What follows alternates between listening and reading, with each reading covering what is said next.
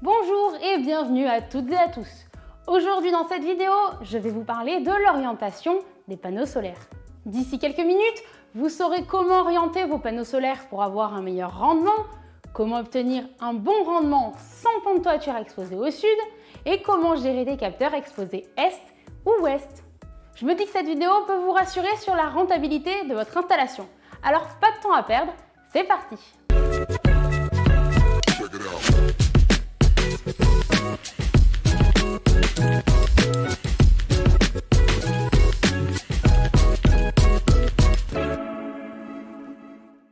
Je suis Lola de Nouvelle Ère Énergie.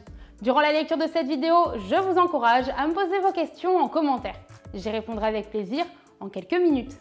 Je vous conseille aussi de vous abonner à ma chaîne sans oublier de cliquer sur la petite cloche parce que je partage des bons plans sur l'installation de panneaux solaires et je mets aussi très souvent en ligne des guides vidéo qui vous donnent plein de conseils sur l'énergie solaire.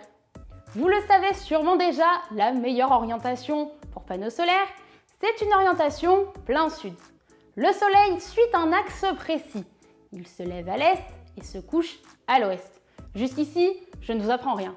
Dans sa trajectoire journalière, c'est sur l'azimut sud que le plus de luminosité sera diffusée.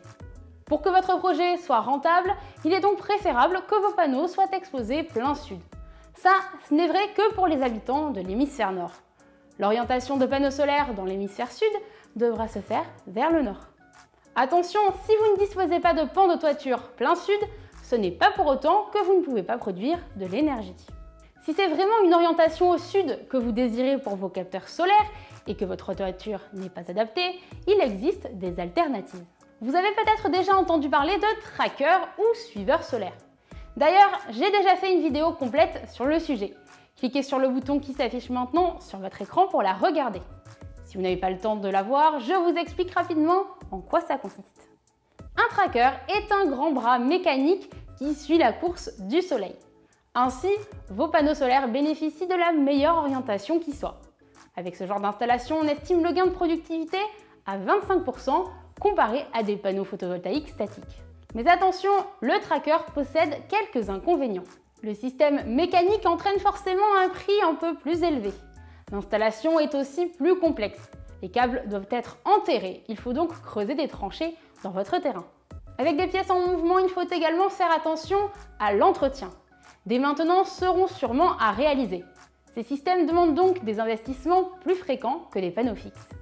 Si vous voulez vraiment choisir votre orientation, vous pouvez aussi opter pour une installation demandant moins d'efforts. Il existe des solutions dites clés en main. Ce sont des kits qui comprennent le nombre de panneaux voulus, un ou plusieurs onduleurs, le câblage, les châssis ainsi que les supports de fixation. C'est donc à vous de monter votre centrale solaire. L'avantage majeur, c'est que vous choisissez l'orientation et l'inclinaison de votre système photovoltaïque. Vos panneaux solaires sont plus ou moins mobiles. Si votre jardin est bien exposé, vous n'avez pas besoin d'un pan de toiture orienté sud. Il vous suffit de positionner vos modules sur le sol en évitant soigneusement les zones ombragées. Vérifiez bien qu'il n'y ait pas des obstacles empêchant le soleil de taper sur vos modules. L'ombre est l'ennemi numéro 1 des panneaux solaires.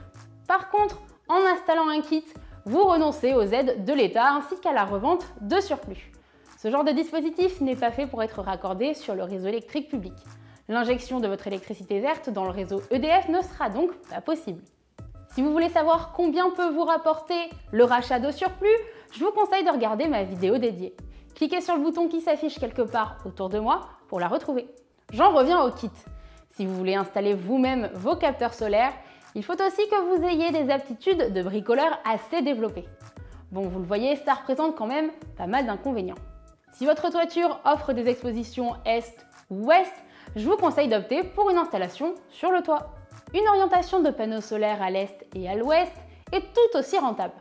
Pourquoi ? Parce que la France est située dans une zone qui permet aux rayons du soleil de se réfléchir dans toutes les directions. Petit aparté, il est important de préciser qu'un temps clair n'est pas obligatoire pour obtenir de l'électricité. Un ciel nuageux vous permettra également de consommer l'énergie verte venant de votre installation.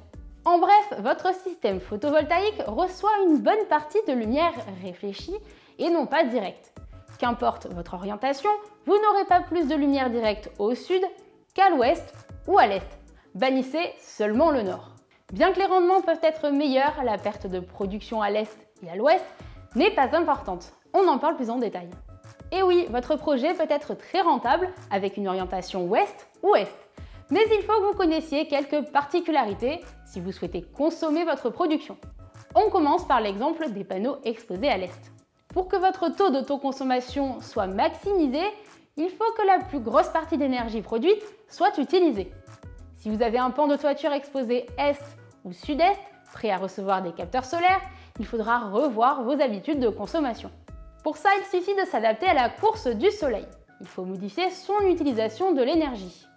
Les heures creuses n'existent plus. Faites tourner vos appareils énergivores dans la matinée. On se penche maintenant sur l'ouest. En partant du même principe, il faut là aussi s'adapter à la course du soleil. Cette fois-ci, préférez les fins d'après-midi pour démarrer votre machine à laver ou votre lave-vaisselle. Vos panneaux produiront le matin et le midi. Leur rendement sera simplement meilleur en fin de journée. Dans tous les cas, pour que votre taux d'autoconsommation soit optimal, il faut que la puissance de votre installation soit parfaitement dimensionnée. Plus la production en kWh est adaptée à votre consommation, plus vos gains sont importants. L'impact écologique sera lui aussi plus considérable. Vous avez besoin d'aide pour estimer vos besoins? Le simulateur en ligne de Nouvelle Air Énergie peut vous en donner un premier aperçu. Cliquez sur le bouton qui s'affiche maintenant sur votre écran pour commencer. D'ailleurs, j'en profite pour vous parler de Nouvelle Air Énergie. On est spécialisé dans l'installation de panneaux solaires depuis 2013 et on accompagne plusieurs milliers de producteurs d'énergie solaire chaque année et partout en France. Notre mission, c'est de vous rendre l'utilisation de l'énergie solaire la plus simple et la plus rentable possible. J'en reviens à notre sujet. Vous vous demandez peut-être si l'Est et l'Ouest peuvent produire plus que le Sud. Comme je vous l'ai dit plus tôt, beaucoup de conditions sont à prendre en compte pour produire de l'électricité photovoltaïque. Il faut noter qu'en fonction des régions, le taux d'ensoleillement n'est pas non plus le même. Et ça peut aussi avoir un impact sur votre rendement photovoltaïque. Bon, maintenant il faut que je vous parle d'inclinaison. Ça aussi, ça a beaucoup d'importance pour avoir un bon rendement. Si vous êtes arrivé jusqu'ici dans la vidéo, c'est sûrement parce qu'elle vous plaît. Alors n'hésitez pas à aller mettre un pouce en l'air juste en dessous. Ça m'encourage à continuer de vous partager mes connaissances sur l'énergie solaire. L'orientation de panneaux photovoltaïques vers le sud ne suffit pas à révéler tout leur potentiel. Le degré d'inclinaison est lui aussi responsable d'une bonne production d'énergie solaire. Encore une fois, l'inclinaison dépend de votre localisation et de la pente de votre toiture. Pour l'hémisphère nord, l'inclinaison optimale n'est pas la même l'été et l'hiver, le soleil n'étant pas à la même hauteur durant les saisons. Comme il est compliqué de changer l'inclinaison de ces panneaux avec une installation classique, une inclinaison a été calculée pour l'année. C'est un angle allant de 15 à 35 degrés, ce qui est plutôt une bonne nouvelle car ça correspond à beaucoup de toitures. Petit aparté, si vos besoins ne sont pas électriques mais thermiques, vos panneaux devront être installés autrement. Pour produire de l'eau chaude sanitaire avec un capteur thermique par exemple, une inclinaison optimale se rapproche des 60 degrés. Ce qu'il faut éviter, c'est la position totalement horizontale ou verticale.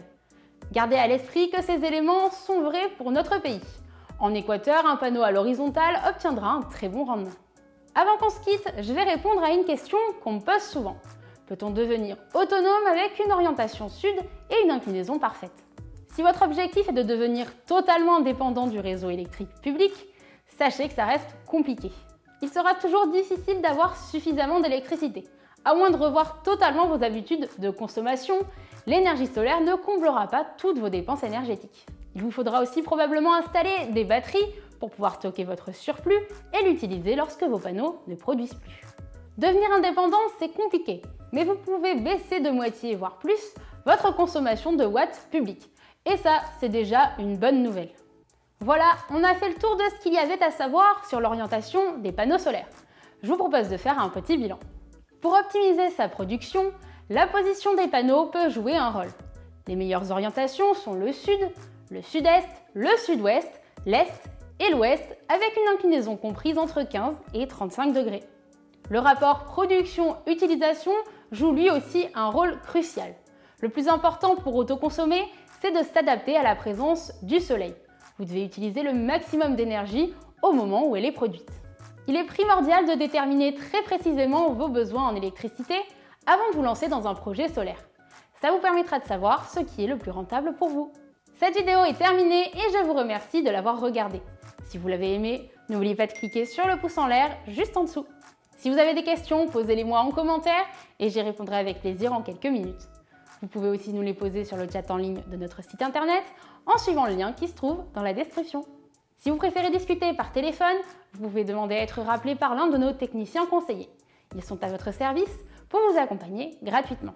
Chez Nouvel Air Énergie, on met un point d'honneur à vous apporter un service rapide et personnalisé pour vous aider à passer à l'énergie solaire facilement et en toute confiance.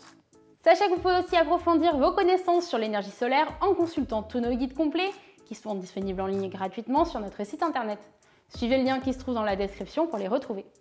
Je vous encourage aussi à vous abonner et à cliquer sur la petite cloche pour profiter de mes conseils et vidéos sur l'énergie solaire que je mets en ligne très régulièrement.